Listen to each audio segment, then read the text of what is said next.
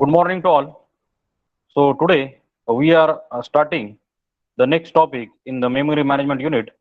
So up till now we have discussed about various memory management scheme, starting from your memory management unit, that is MMU, how it is useful for the allocation of the memory. Then we have discussed about the paging, the segmentation, right? So in case of paging, the main memory divided into the number of frames, and the logical memory or the virtual memory is divided into number of pages. And in case of segmentation, the memory is divided into the number of segments, and the segment they are having, their size is different. So today we are going to start the next topic in this memory management uh, unit, that is nothing but the virtual memory. Now, what do you mean by virtual memory? How the virtual memory concept is there, that we are going to see today, right? So, virtual memory are already, I think already we have discussed that the logical memory or the virtual addresses or the logical addresses or the virtual address space or the logical address space of the memory, right? So, meaning is that virtual means which is not real. Virtual memory means which is not real.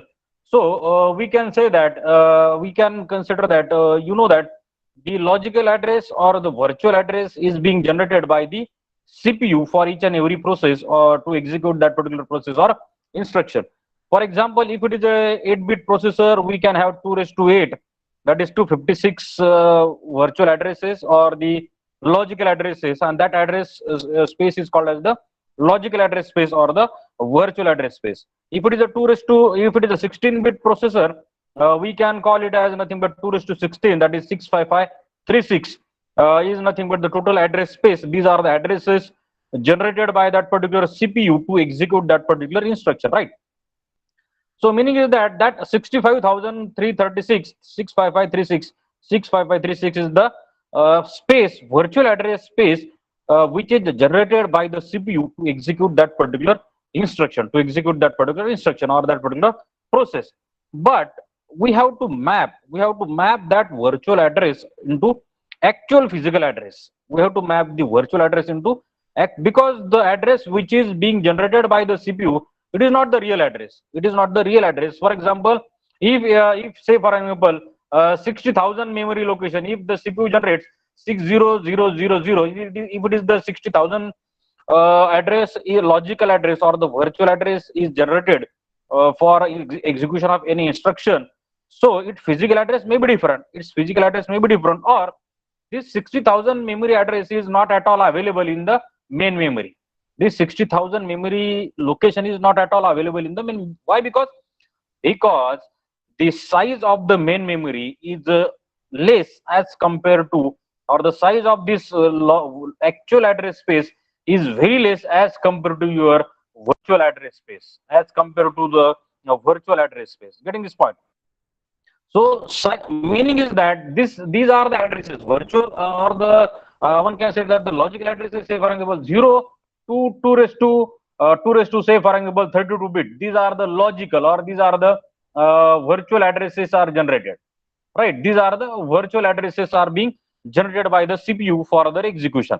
But the actual address or actual memory we have available with us is very small as compared to this virtual address space, as compared to this virtual address space. Getting this point or not?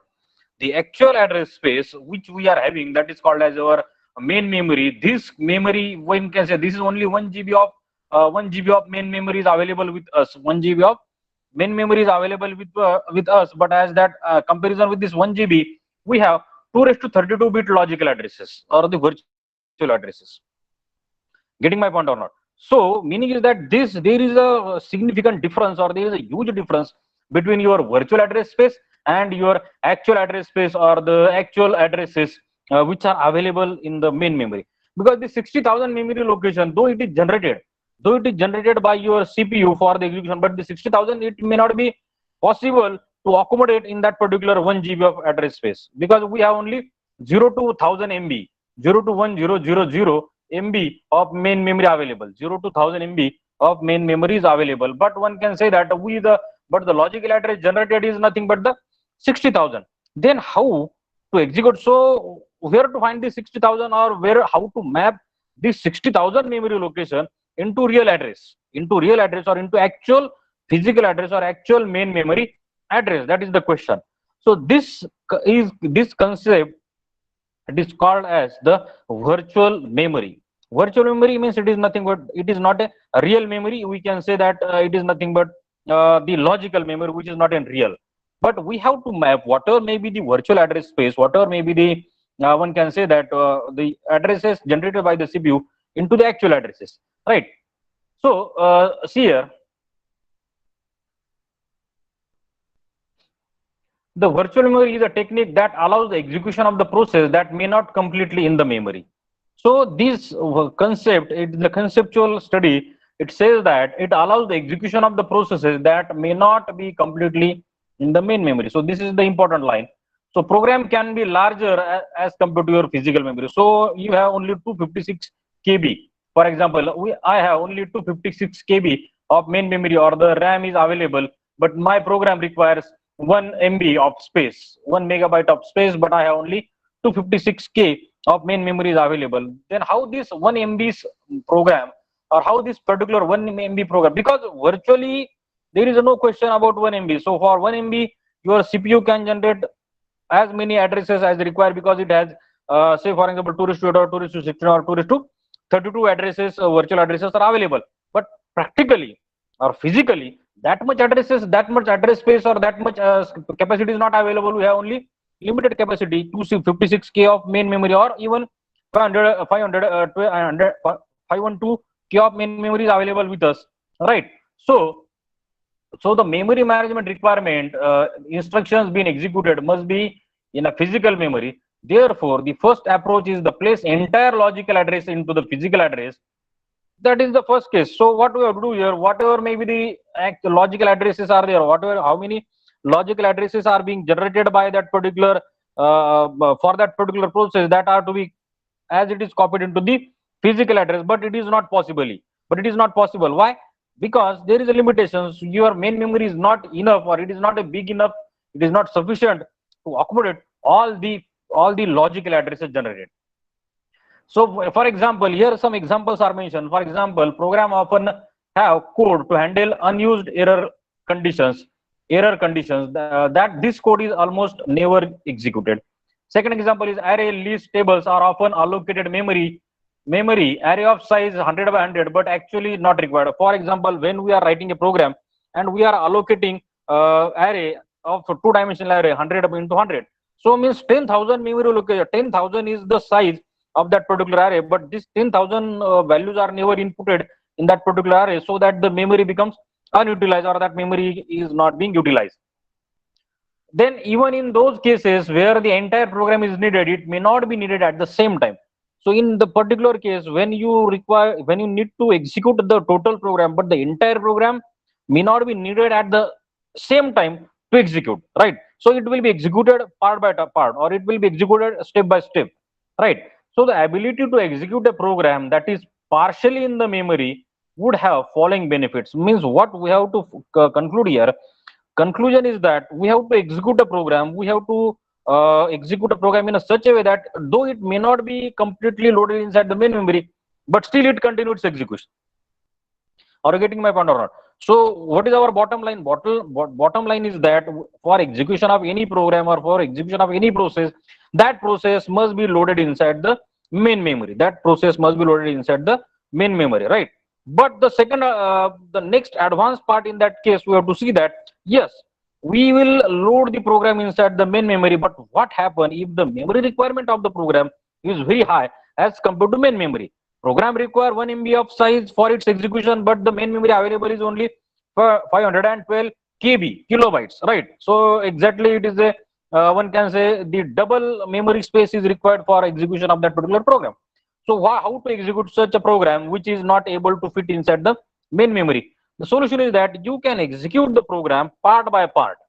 Means no need to load the entire program at the same time inside the main memory. See it carefully, yeah. No need to load the entire program or the process or the instruction inside the main memory. Instead of that, you have to load part by part of that particular program in the main memory and start executing part by part. And that is the concept given by the virtual memory, right? So meaning is that, so see here, so the ability to execute a program that is partially in the main memory would have the following benefits. Program would no longer be restricted by amount of physical memory that is available. So though you require 1 MB for your program actually, but if I have available 256K or 512K, still the execution can be carried out. That means user would be able to write a program for an extremely large virtual address space. Yes, that is okay, because each user program takes less physical memory. More programs could run at the same time, that is increase in CPU utilization and the throughput. This is the most important advantage, or this is the most important aspect of using virtual memory. So you're not going to load the entire program inside the main memory. So some part, the part which requires the execution, that part is loaded inside the main memory. Definitely the remaining part of the main memory can be utilized by some other program, and that program also loaded partially inside the main memory. This way you can have multiple number of programs running at the same time inside the main memory without loading entire program, entire all the programs. Suppose there are 10 programs, but you can partially load this 10 program, some part of that particular 10 processes inside the main memory, so that you can have the 10 different processes or the programs running inside the main memory, and they are partially loaded inside the memory. No need to completely load, because what happened, because their memory requirement is very high, and if you load the program, your memory is insufficient, right? So the part which is required, to execute from that particular main program, or from that particular main process, that is to be loaded inside the main memory only, right? This increases your multi-programming, that means your CPU utilization is increases, and throughput is also going to increase with the help of this particular scheme. So less IO would be needed to load or swap each user program into the memory. So thus running program that is not entirely in the memory would benefit both system as well as user. So the concept of virtual memory is, only you have to remember is that we are going to execute the program without completely loading that program inside the main memory. That is the main underline, right? So we can say that we can able to execute the program without completely loading that program inside the main memory. The part which requires the execution, that part is loaded inside the main memory, and rest of the part of that particular program will be remains inside the secondary storage, right? So how this scheme is implemented, that will, so this is the concept of virtual memory. So this is nothing but the conceptual understanding, or one can say the conceptual study, how virtual memory works, right? Now how it is implemented actually, in the operating system, so that we'll see. So virtual memory is nothing but the separation of user logical memory from the physical memory. So this separation allows very large virtual memory to be provided for the programmer. So see here, you can see this is the virtual memory is very large in capacity. There are page number 0, page number 1, page number 2, page number 3, up to there are n number of pages. So one can say this is a very large, I can have, so very large amount of virtual memory available. So its capacity is 0 to n. But at the same time, physical memory, see here, this is the physical memory. The capacity of the physical memory is very less. So if I draw the comparative study, so from this figure, you will come to know that what exactly is the space difference. So see here, this is your virtual memory. Virtual means it is not real, or it is nothing but your logical memory, and this is your actual physical memory, or one can say this is the physical memory, or it is nothing but your actual memory, main memory, right? So whatever may be the addresses generated by this particular virtual memory, that must be loaded inside this small amount of physical memory, and this concept is called as the virtual memory concept. So what you are doing here, so if this particular process is there, if the particular pages are there, you are not going to load all the pages. See carefully, you are not going to load all the pages of a particular process inside the main memory. Some of the pages are being loaded inside the main memory, and some of the pages, they are kept on the secondary storage as it is. Getting my point or not? So what virtual memory says, that virtual memory concept says that do not load all the pages of the process inside the main memory. Instead of that, the page which is required execution, that page is to be loaded inside the main memory, and the page which are not currently required execution, that are kept on the secondary storage, that these pages are kept on the secondary storage. So meaning is that, so process P1, its one page is loaded inside the memory. Process P2, its two pages are loaded inside the memory. Process P3 is there, its two pages are loaded. Process P4 is there, its one page is loaded inside the memory. So that there are four processes concurrently in a running state. There are four processes simultaneously, they are in a running state, and they are loaded inside the main memory. But the remaining pages, process P1, P2, P3, P4, the remaining pages, they are kept on the secondary storage. They are kept on the secondary storage here, and as and when they require, as and when the page is required, that page is bring inside the main memory. Because what happened, so initially suppose process P1 is to be executed, and its one page is taken, and it is taken for the execution. But while its execution, while the page 1 is currently in a running state, it requires some data to be taken from the page 2 of the same process.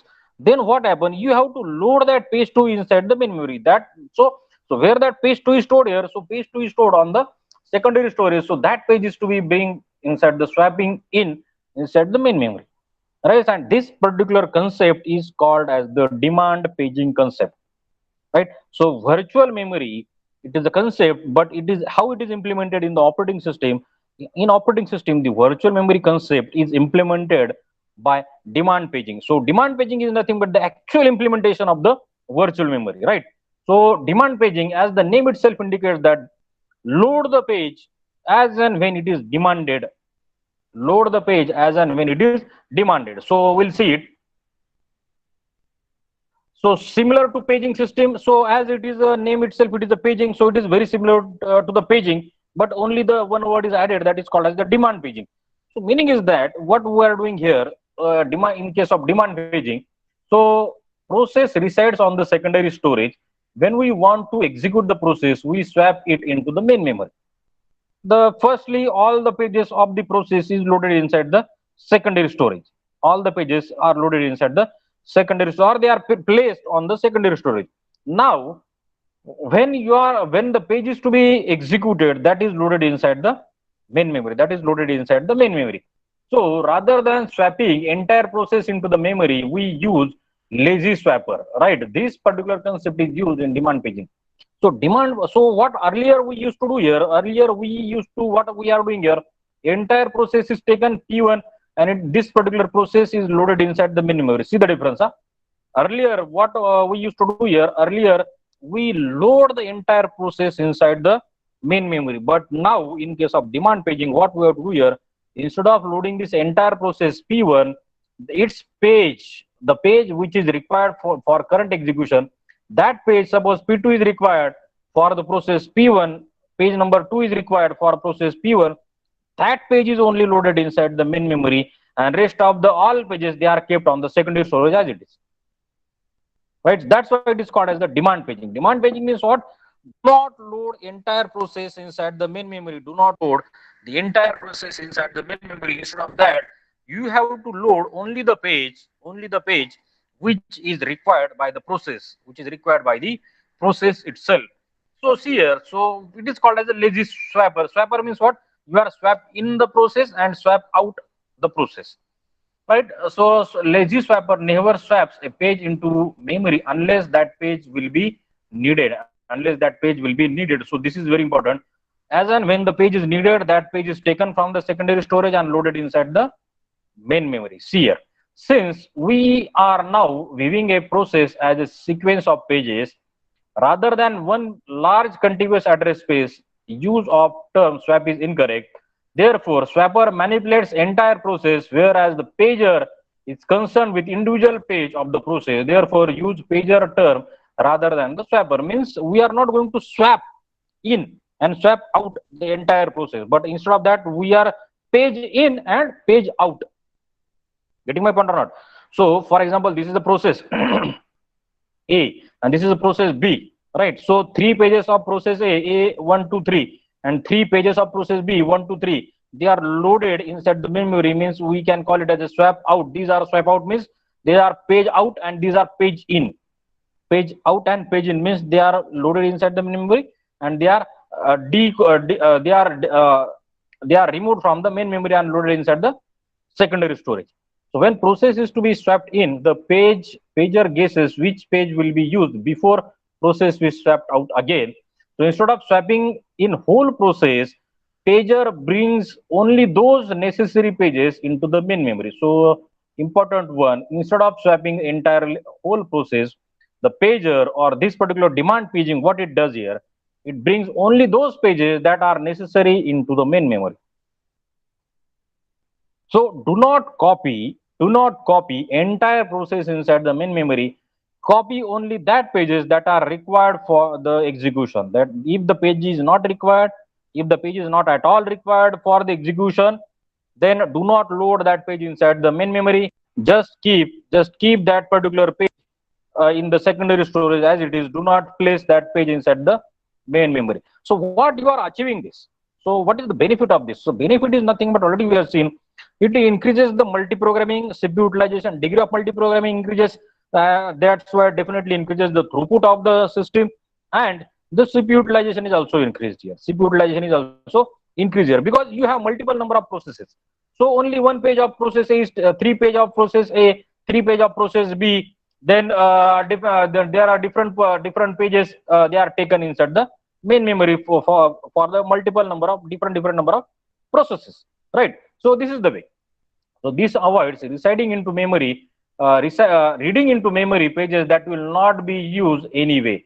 So another benefit is that suppose a page is not used by the process for the execution. If a particular page it is not used during its entire lifetime for the execution, so that page is not loaded inside the memory. So definitely that page will not get loaded inside the main memory.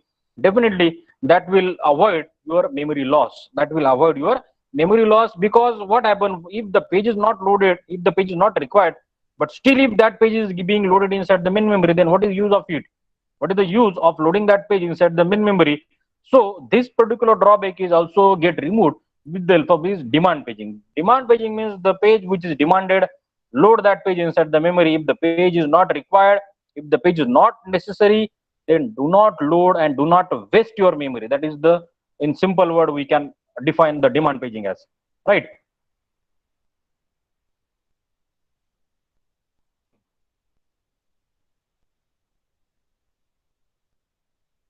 So hardware support, or one can say the protection, to distinguish between the pages that are in the memory and that are on the secondary storage. The again the valid and invalid bit is introduced here. Again, there is already we have seen the concept of valid and invalid bit. Now again this concept is reintroduced here, so we have to see the significance of valid invalid bit. So valid or invalid bit is used here. So what is the meaning of valid invalid bit?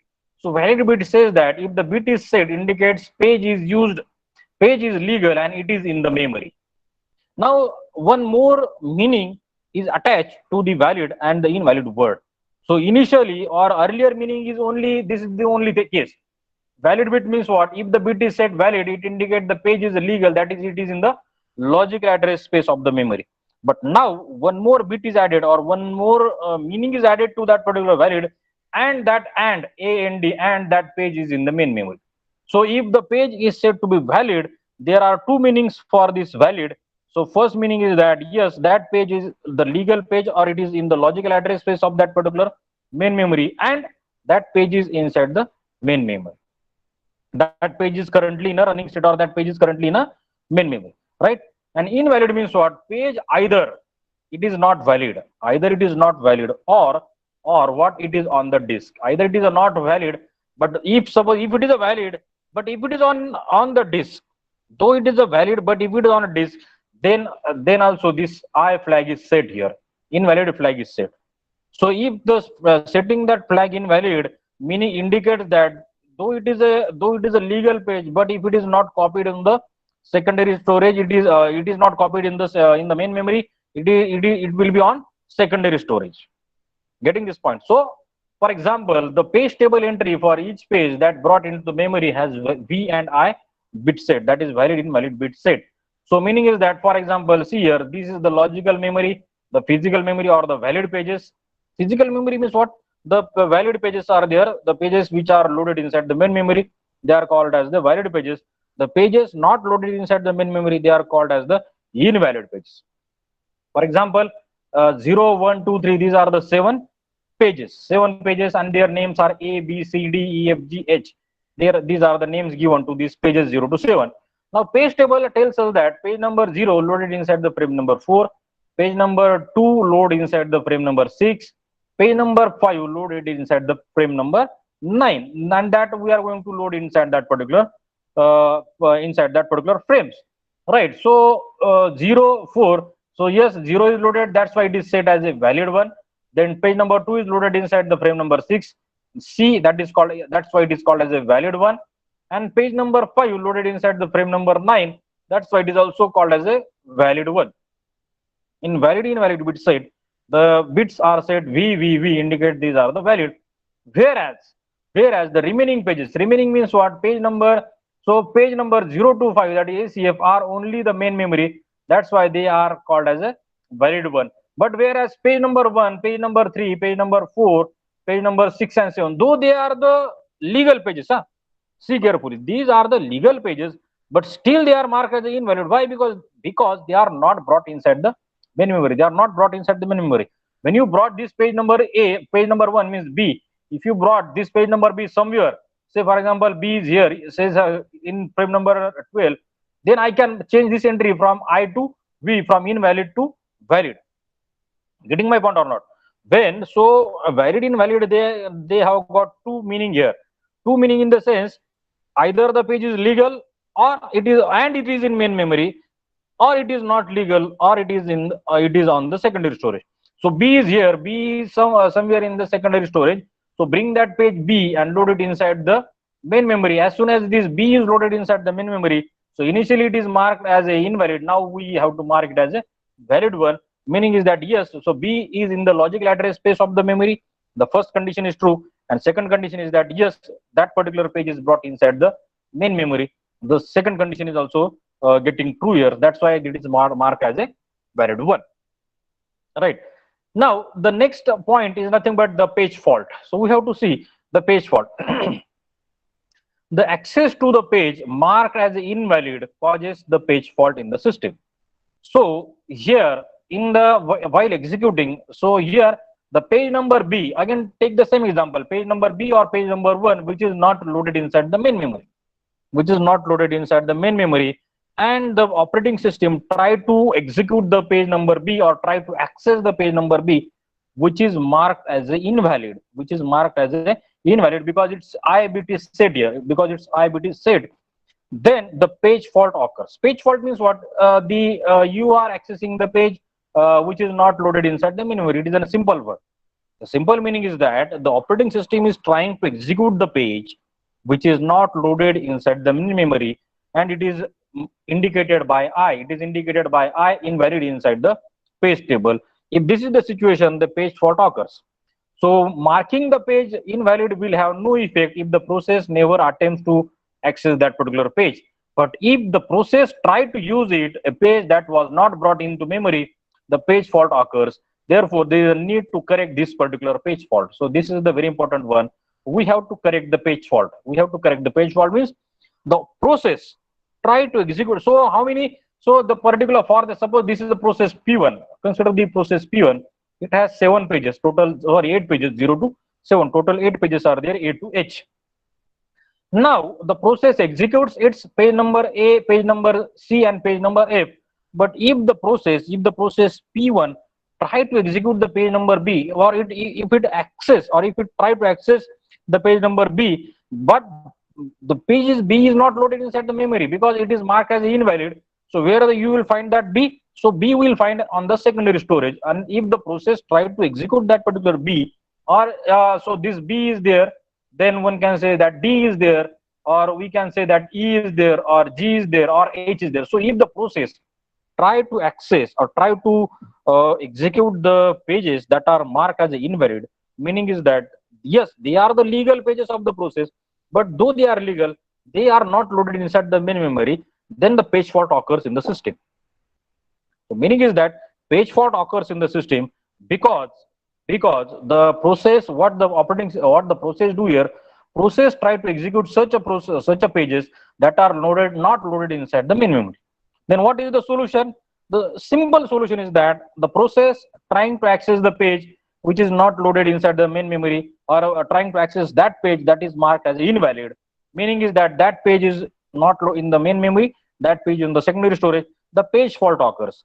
Means there is a page fault done by that particular process, and we need to rectify that page fault. The simple solution is that bring that particular page B from the secondary storage to the main memory. This is the very simple solution, right? How to recover from the page fault, that we have to see.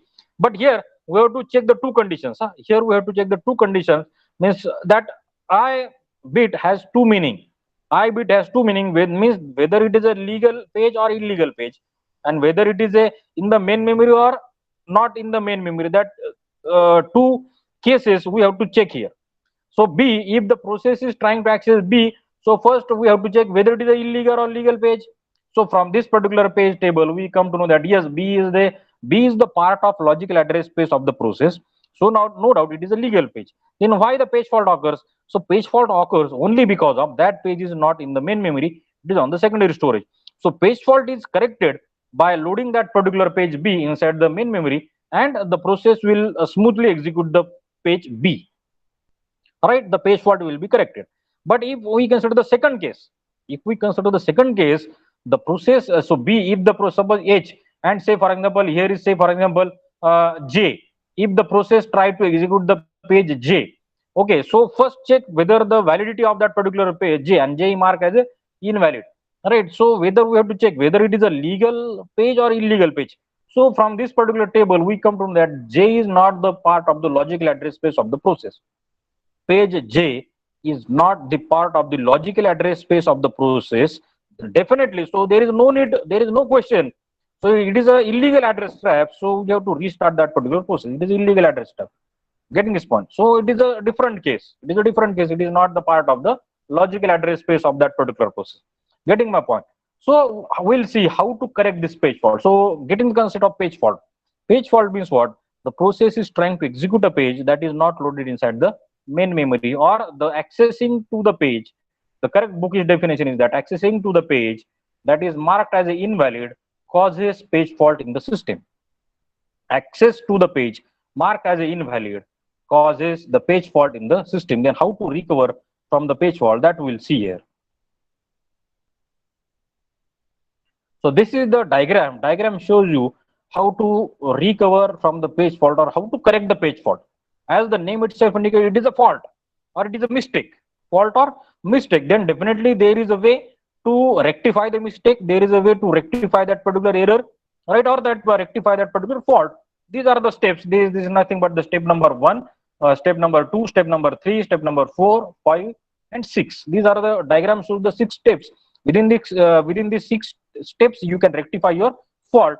So first step is that check the process for handling page fault is given below. How to handle the page fault? The first point is that check the internal table, that is for this particular process, to determine whether the reference is valid or invalid memory access. Means first you have to check whether that particular memory access, whether that particular page is the part of legal address space or it is a legal page, right? So if the reference was valid, if the reference was invalid, we terminate the process. Meaning is that is a J page. J page which is not the part of the logical address space, or J is the page which is the illegal page. So how the process can demand the illegal page? It is a illegal memory trap, or it is a, one can say that it is nothing but invalid address trap. So definitely we have to terminate the process. So that cannot be processed further. This is the first condition. Second case, but if it was valid, page B. Page B, yes, it is in the logical address space of the main memory. Yes, it is a valid page. It is a valid page. But we have not yet brought that page inside the main memory. But we have not brought that particular page inside the main memory. Then what we have to do here? So the solution is, ultimate solution is that we have to bring that page inside the main memory. But to bring that page inside the main memory, what we require here? We require free frame. We have to find the free frame, taking from the free frame list. So load the page inside the main memory means load the page inside the free frame. So we schedule the disk operation to read the desired page into the newly allocated frame.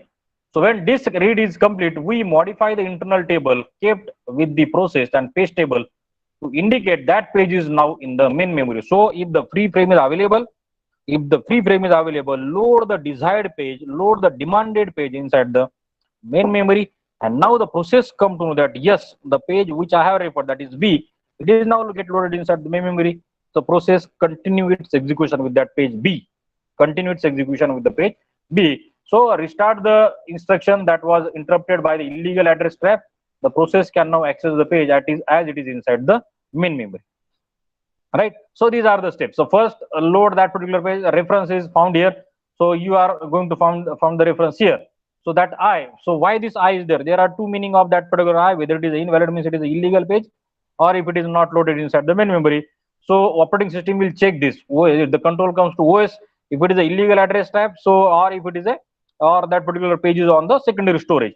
So go to the secondary storage and bring that page instead of the missing page, and we have to find the free frame. So from this free frame, so the which is the frame currently free, you have to load that particular page inside the free frame and load it inside the free frame. Then update the page table. So update the page table and mark this entry instead of V, sorry, instead of I, the mark it as a V, means you have to mark this as a valid one, right? So this is the way, these are the steps to handle the page fault. These are the ways to handle the page fault. Getting in my point or not? So page fault means access the page which is marked as invalid. If this is the case, the page fault occurs in the system. And to recover from the page fault, what we have to follow? We have to follow these are the 6 steps are there.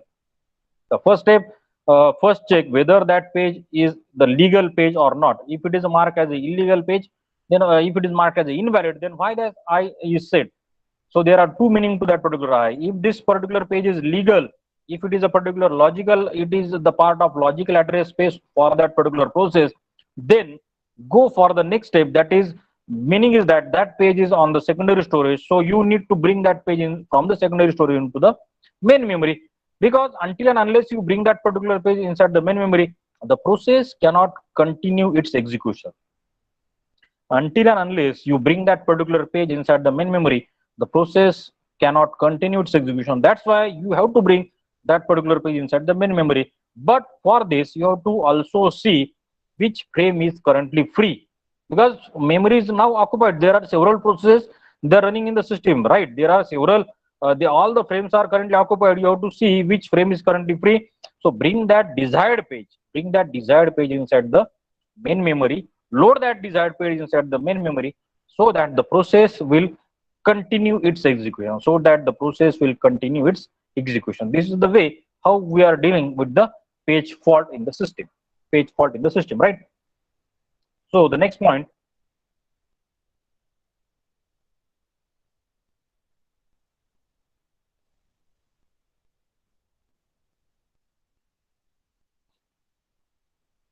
Okay. The last point in this particular topic is nothing but your page replacement. Now, what is the page replacement? Now, here you know that the desired page need to be bring inside the main memory. Desired page is to be bring inside the main memory from the secondary storage, right? And so that what you have to do here, what you have to find here, you have to find out the free frame from the free frame list.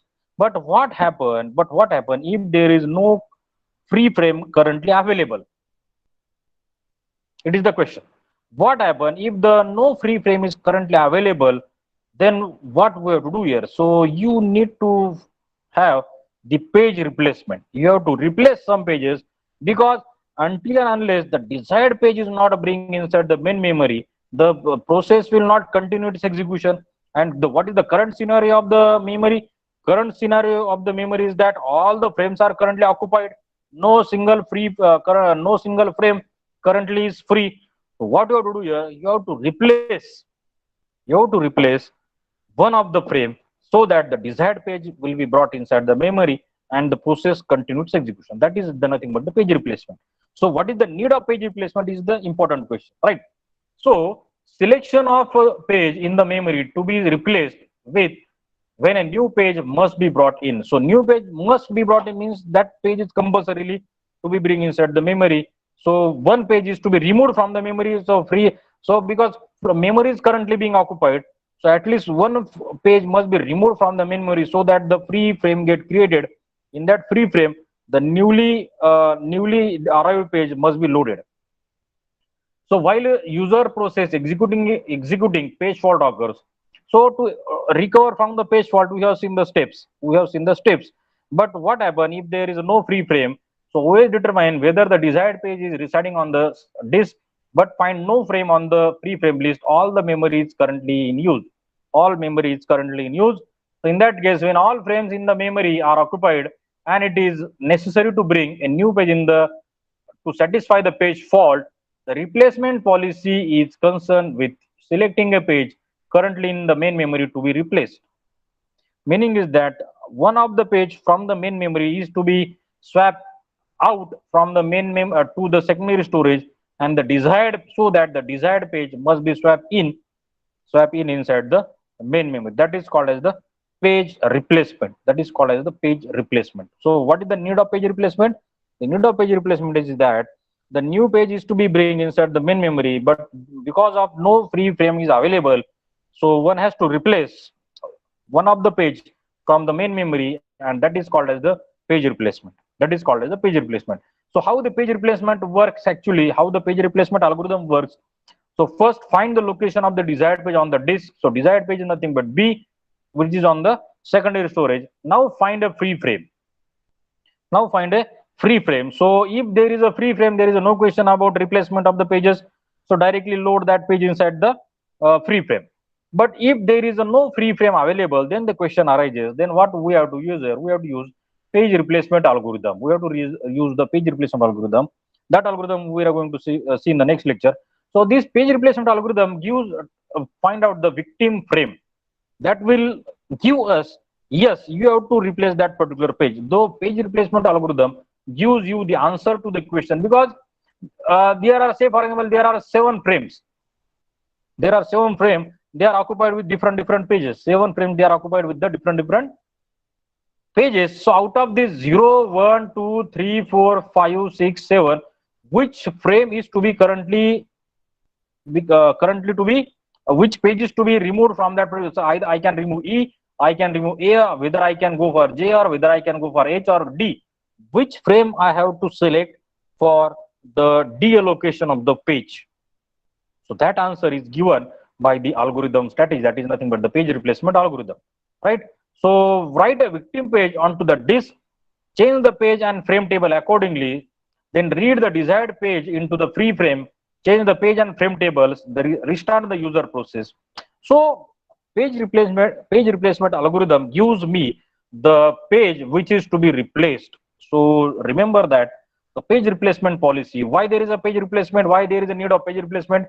So need of page replacement arises because there is, so B, the page number B must we have to brought inside the main memory, but all the frames are currently occupied, no free frame, the memory is full here. Definitely we have to go for the page replacement. That is nothing but the need of page replacement. The second point or the second step is that now when we decided to go for the page replacement, how to replace the page or which page is to be replaced out of this 0, 1, 2, 3, 7, out of this all the frames or pages, which frame is to be removed. So that answer is given us by the page replacement. So page replacement algorithm tells us that now you replace this E remove from the main memory, the frame will becomes freer.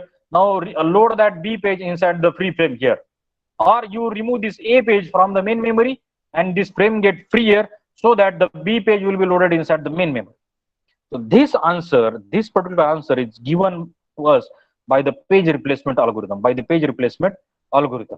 right? So how the page replacement algorithm? So there are FIFO, that is first in first out, LRU, that is least recently used, and optimal page replacement algorithm that we have to see, right?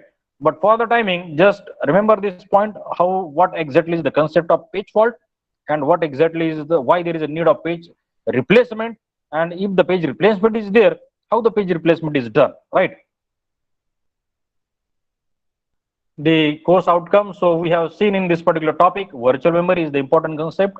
The virtual memory concept is supported or it is actually implemented with the help of demand paging, then page fault and the steps in handling the page fault, and finally the need of page replacement. If the page fault occurs in the system, how the page fault is corrected, and if all the frames are currently occupied, definitely we have to go for the page replacement. The course outcome is to understand the various memory management techniques. The questions based on this particular topic are: explain the concept of virtual memory, discuss on demand paging in memory management. So demand paging is the important concept in the memory management. Then we have to also why page fault occurs and how to recover from the page fault, and what is the need of page replacement in the main memory management. These are the questions. They are based on the topic which we have discussed today. The references, yes, definitely go for the Galvin and the reference book only, and the NPTEL video. You can also refer the NPTEL video. Finally, so thank you. So for today's lecture, we'll stop here.